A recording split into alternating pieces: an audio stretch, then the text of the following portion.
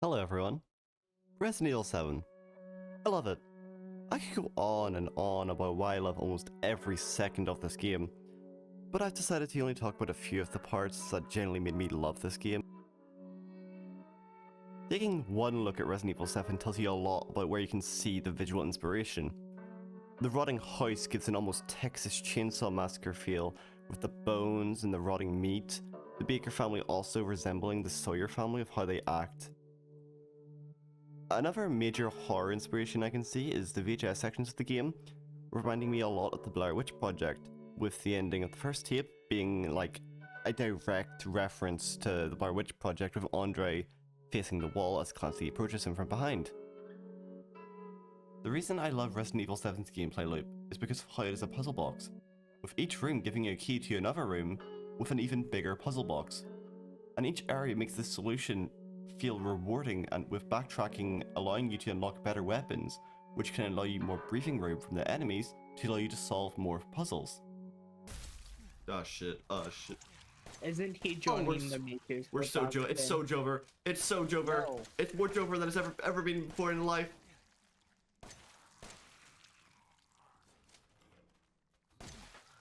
It is somehow not Jover.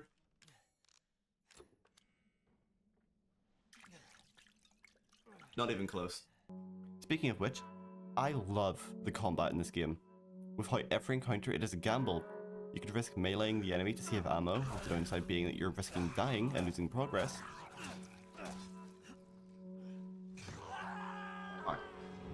Or you could shoot your problems away, with the downside being that bullets are a limited resource, and you will eventually have to go back to meleeing, which will in return risk your life.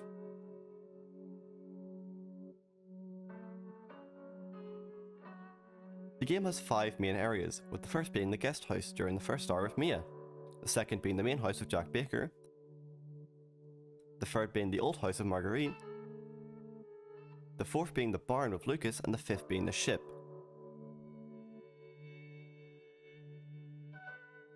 While I do say I love this game, it does have its own weaknesses. I feel that the areas slowly descend in quality, with the ship section specifically being quite boring and slow. And I would say one of the only positives I can give it is how short it is, so you don't spend too much time there.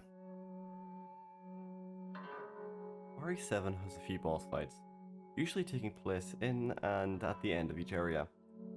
None of them are truly bad in my opinion, but feature some stupid things, but I cannot help but laugh at. There are moments when you start drifting in a car in an old man's garage to run him over. Or when you have a chainsaw fight with the same old man to reduce him to half the man he used to be. Surprisingly, that was a lot easier than the journey here, not gonna lie. Then you go to his wife to steal her lamp, so you can get a child's arm.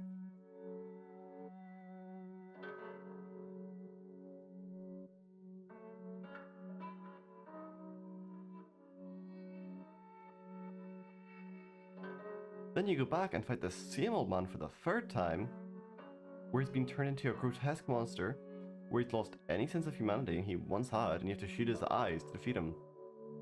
And I would say, while I do like all of the fights, I do think Jack's third fight is the weakest, as you're spending most of the time in actually searching for his eyes rather than fighting him.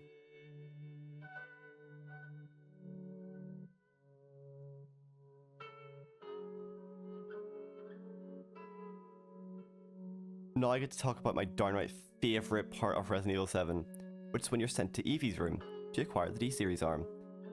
There are a few reasons why this is my favourite part. The sound design is almost perfect, as the game cuts almost any backing track for humming that you can hear from somewhere in the old house.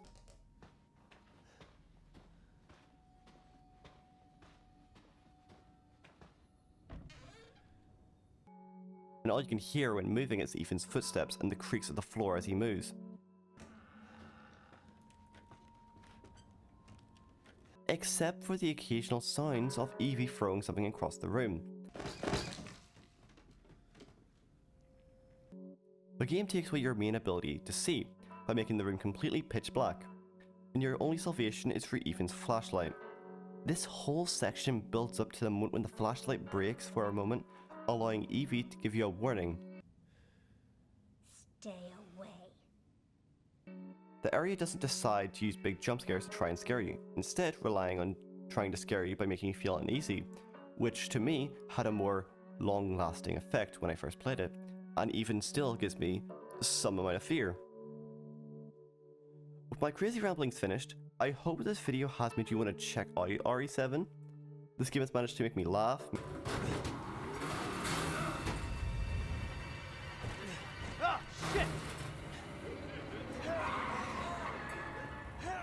make me terrified, and I'm hoping that this has made you interested in the same game. If you have any games similar to this, please do feel free to comment them below for me to try it in the future.